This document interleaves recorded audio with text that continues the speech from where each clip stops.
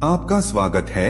यहाँ हम साझा करेंगे विचार और ज्ञान जो आपको जीवन में शांति और प्रेरणा प्रदान करेंगे। हमारी यह यात्रा हम सभी को मनोबल से भरने के लिए है, ताकि हम सभी अपने सपनों की पूर्ति की ओर बढ़ सके। इस चैनल को सब्सक्राइब करना ना भूलें, ताकि आप हमारे साथ जुड़े रहे और हमारी नई वीडियो का आनंद लें। तो चलिए शुरू करते हैं। दोस्तों, हम सभी एक यात्रा पर हैं। जन्म लेने के बाद से ही हमारी यह यात्रा प्रारंभ हो जाती है और यह यात्रा हमारी मृत्यु तक चलती है। इस यात्रा में हम न जाने कितने उतार चढ़ाव देखते हैं, न जाने कितनी बार सुख और दुख भोगते हैं। इस यात्रा में पड़ाव होते हैं, परंतु हम में से अधिकांश लोग पहले ही पड़ाव पर फंस कर रह जाते हैं। और पहला पड़ाव है अकेलापन। हम में से अधिकांश लोग अकेलेपन के शिकार हैं।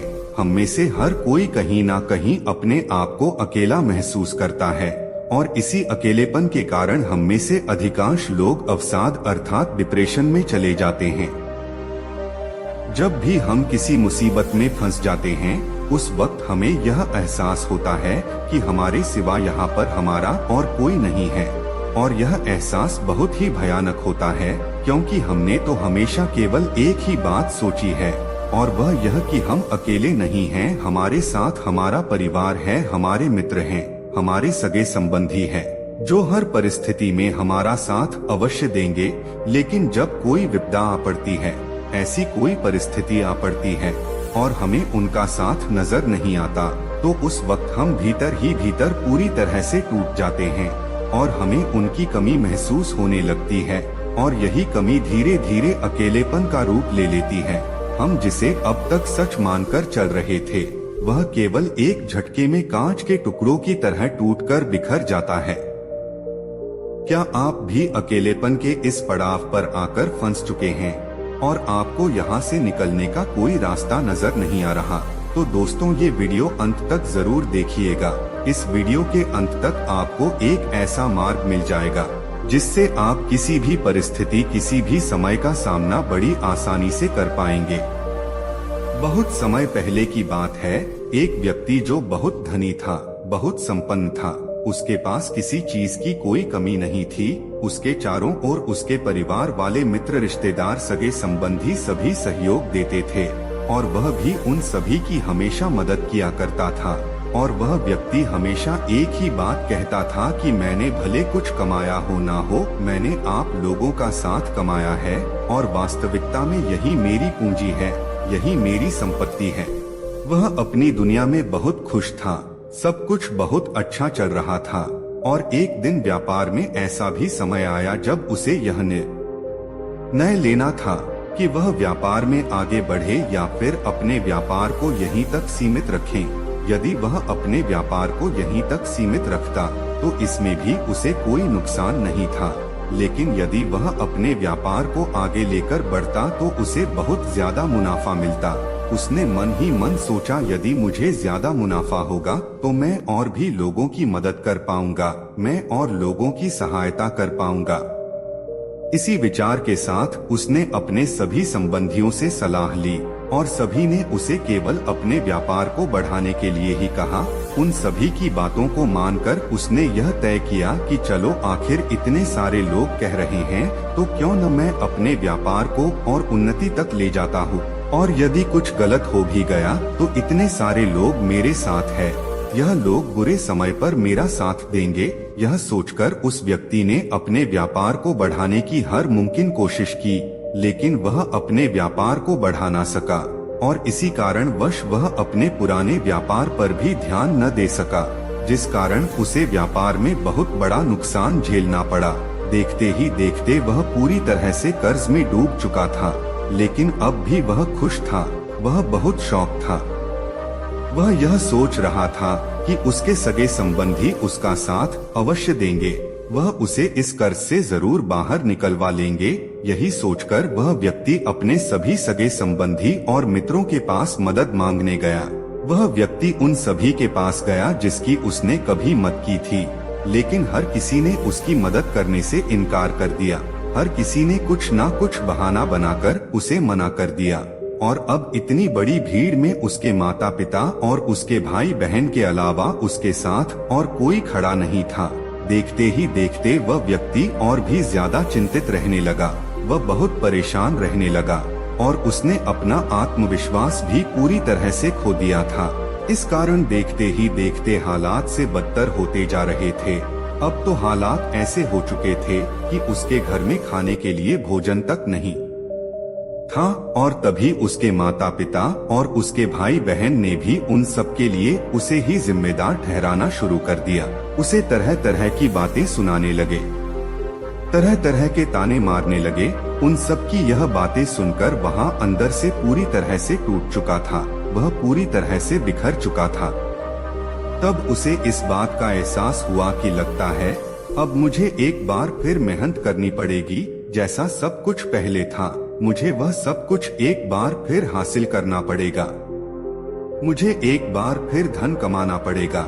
जैसे तैसे उसने खुद को मनाया, अपने आप को एक बार फिर हिम्मत दी और उसने एक बार फिर खड़े होने का निश्चय लिया। उस व्यक्ति ने एक बार फिर से शुरुआत की और अब की बार उसने पहले से बहुत अधिक मेहनत की। अपना घमंड, अहंकार, अपना अभिमान सब कुछ छोड़कर वह केवल अपने काम पर ध्यान देने लगा।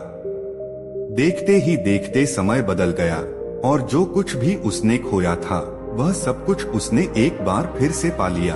जो मित्र, जो सगे संबंधी उसे छोड़कर चले गए थे वह एक बार फिर से उसके पास आने लगे।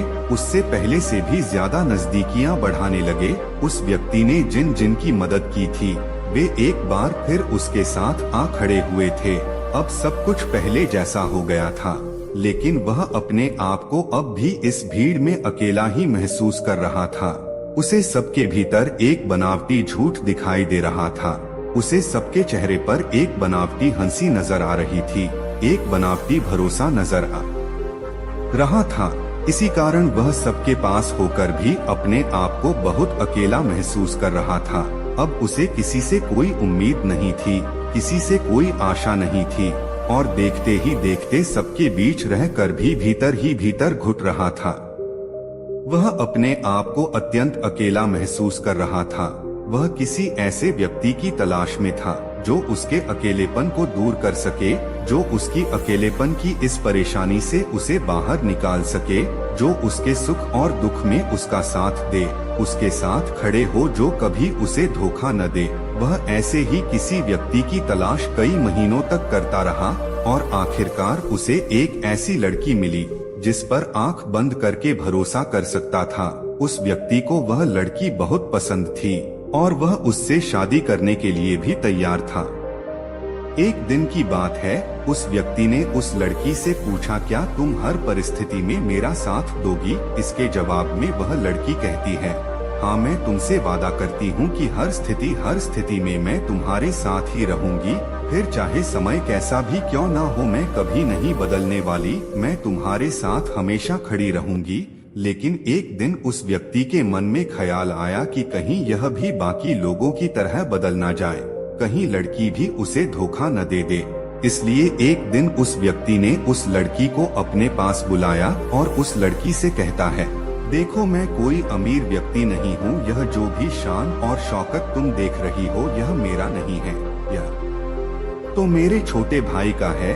मैं तो बस चला रहा हूँ, मैं तो बस इसकी देखभाल कर रहा हूँ। वास्तविकता में तो इन सब का मालिक वही है और वैसे भी मैं इतनी सारी धन दौलत लेकर क्या करूँगा? मुझे तो केवल तुमसे प्यार है और शादी के बाद मैं तुम्हें लेकर कहीं दूर चला जाऊंगा। कहीं दूर जाकर हम अपना एक छोटा सा घर बरसाएंगे। हम वहाँ पर खुशी खुशी अपना जीवन बिताएंगे। उस लड़के की यह बात सुनकर वह लड़की मुस्कुराते हुए उस लड़के से कहती है, तुम भी कितने भोले हो। अगर यह व्यापार तुम चला रहे हो, इसकी बागडोर तुम्हारे हाथों में है, तो तुम इसे अपने नाम पर भी तो करवा सकते हो। आखिर तुम्हें इसमें कितना समय लगेगा? जब तुम यह व्यापार अपने नाम करवा लोगे तभी मैं तुमसे शादी करूंगी। पढ़ना, मुझसे शादी करने का ख्याल मन में भी मत लाना। यह सुनकर वह व्यक्ति जोर से हंस पड़ा और वहाँ से चला गया। उस लड़की की बात सुनकर उस व्यक्ति के दिल को बहुत चोट पहुँची थी। वह अंदर ही अंदर पूरी तरह से टूट चुका था। अब उसे किसी से भी कोई उम्मीद नहीं रह गई थी। अब तक उसके जीवन में इतना अकेलापन नहीं था जितना कि अब वह अपने आप को अकेला महसूस कर रहा था। चारों तरफ हर कोई उससे झूठ कह रहा था। चारों तरफ हर किसी के चेहरे पर झूठी हंसी और झूठा मुखौटा था। उसे किसी पर भरोसा नहीं रह गया था और भीतर ही भीतर उसका अकेलापन उसे खाए जा रहा था, जिस कारण वह बहुत परेशान रहने लगा था। वह बहुत चिंतित रहने लगा था। वह किसी भी हालत में अपने इस अकेलेपन से छुटकारा चाहता था। एक दिन की बात है, वह व्यक्ति सैर करता हुआ अपने नगर से बाहर निकल गया और अपने नगर के बाहर निकलते ही उसे कुछ ही दूरी पर एक आश्रम दिखाई दिया। वह व्यक्ति उस आश्रम में जा पहुंचा। वहां पर बहुत शांति थी, बहुत सुकून था। उसे वहां की शांति बहुत अच्छी लग रही थी, जिस कारण उसका अकेलापन भी मिट रहा था।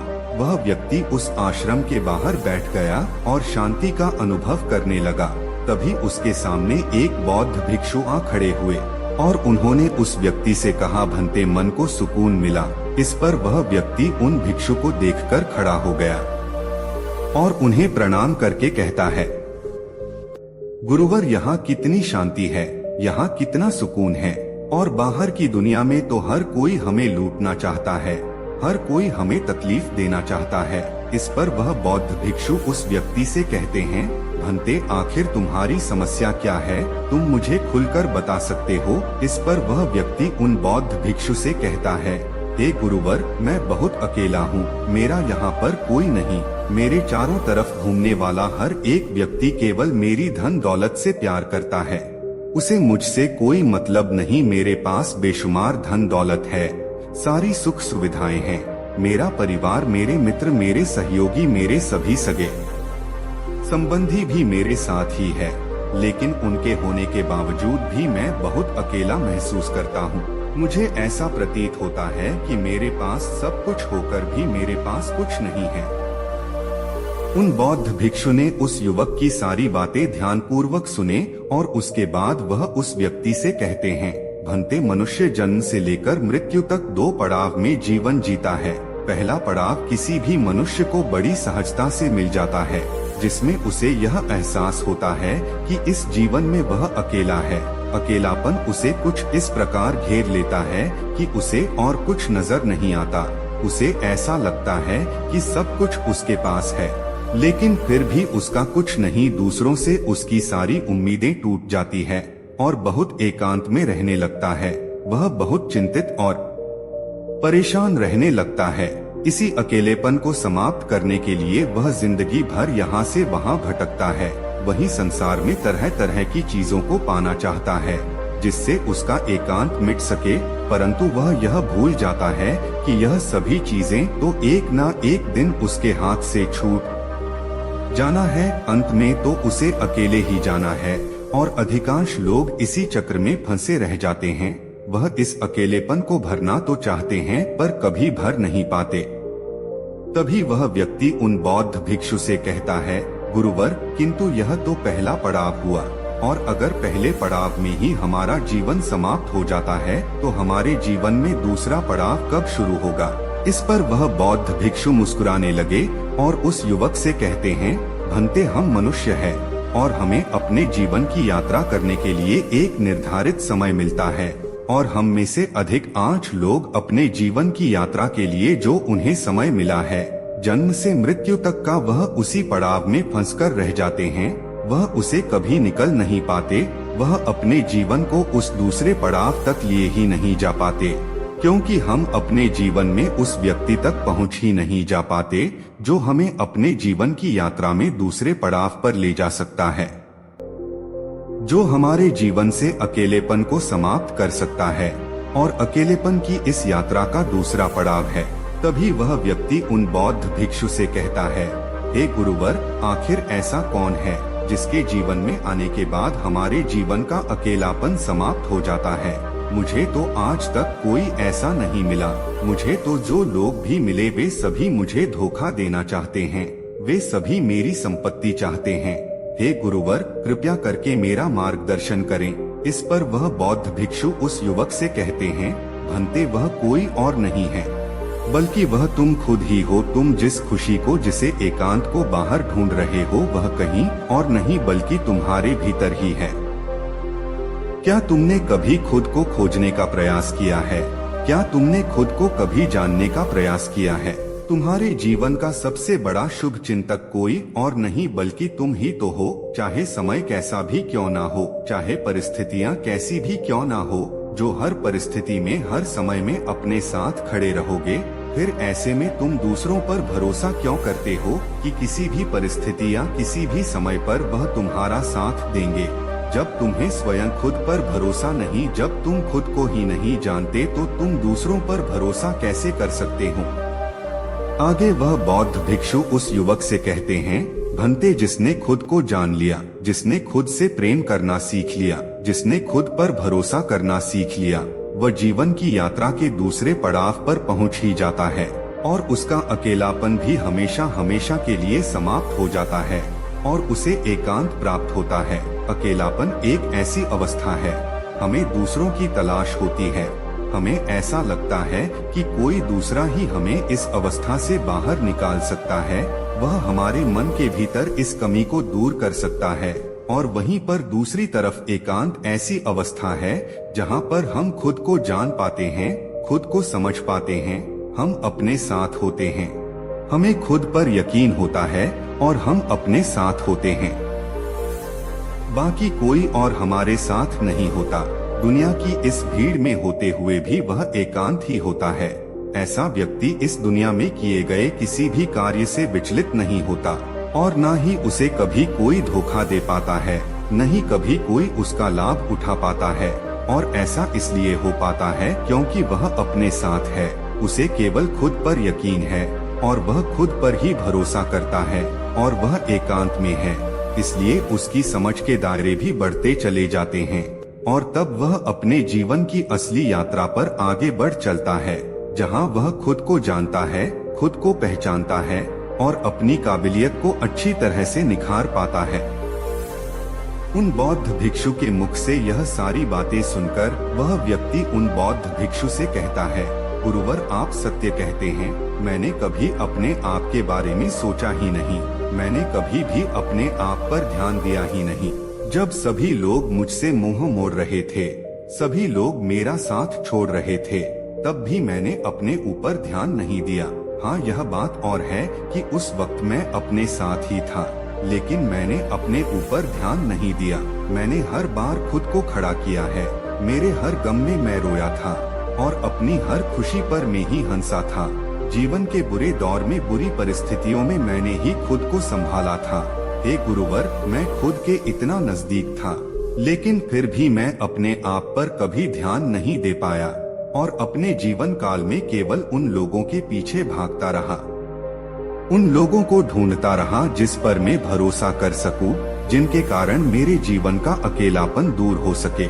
लेकिन अब मेरे ऊपर जो अकेलेपन का बोझ था वह हट चुका है और अब मैं आगे की यात्रा करना चाहता हूँ, अर्थात मैं अपने एकांत में जाना चाहता हूँ, जहाँ मेरे साथ केवल मैं ही रहो और किसी के लिए कोई जगह न हो। इतना कहकर उस व्यक्ति ने उन बौद्ध भिक्षु को प्रणाम किया और वापस अपने घर लौट गया। दोस्तों, हमारा जीवन भी अकेलेपन से भरा हुआ है। किसी को किसी चीज की कमी है तो किसी के पास सब कुछ होते हुए भी वह अकेला है और इस अकेलेपन का कारण हमेशा दूसरे ही होते हैं। जीवन में यह अकेलापन आना जरूरी होता है, क्योंकि इसके आए बिना हम एकांत की महत्वता को नहीं समझ पाएंगे और न ही उसे पाने की ओर आगे बढ़ पाएंगे। जहां हमें किसी से कोई उम्मीद नहीं होती, हम केवल हमारे साथ होते हैं, हम अपने साथ हमेशा खुश रहते हैं। इतनी बड़ी भीड़ में केवल कुछ ही लोग होते हैं जो एकांत में रह पाते हैं, जो खुद को जान पाते हैं, खुद को पहचान पाते हैं और वह अपने जीवन में परिवर्तन भी ला पाते हैं। वह अपने जीवन में जो चाहते हैं वह कर सकते हैं। वे इस भीड़ पर भी राज्य कर सकते हैं और वह चाहे तो इस भीड़ को जहां चाहे वहां ले जा सकते हैं। जो व्यक्ति एकांत में रहता है उसके विचार बहुत ही शक्तिशाली होते हैं। यह आसानी से कभी किसी की बात पर भरोसा नहीं करते और न ही कभी किसी की बात से प्रभावित होते हैं। लेकिन एकांत का अर्थ यह भी नहीं कि आप यह संसार छोड़कर, अपना घर बार छोड़कर कहीं पर चले जाएं। इसका अर्थ तो यह होता है कि आप इस भीड़ में रहकर, इस संसार में रहकर भी आप इस भीड़ का हिस्सा न बने और न ही संसार का हिस्सा बने। हाँ, संसार के सारे कार्य करते हुए भी आप अपने साथ रहे, अपने आप में खुश रहे, अपने दुख में रोए, अपनी खुशी में हंसे और खुद पर भरोसा करें। दोस्तों, आज के इस वीडियो से आपने क्या सीखा वह मुझे आप कमेंट में जरूर बताइएगा। और इसी के साथ साथ में उम्मीद है कि आपको आज की यह वीडियो जरूर पसंद आई होगी। तो इस वीडियो को लाइक और अपने दोस्तों के साथ शेयर जरूर कीजिएगा और हमें ऐसे ही सपोर्ट करने के लिए चैनल को सब्सक्राइब और घंटी बटन को जरूर दबा दीजिएगा। तो चलिए फिर मिलते हैं ऐसी एक और वीडियो में, तब तक के लिए अपना ख्याल रखें। धन्यवाद।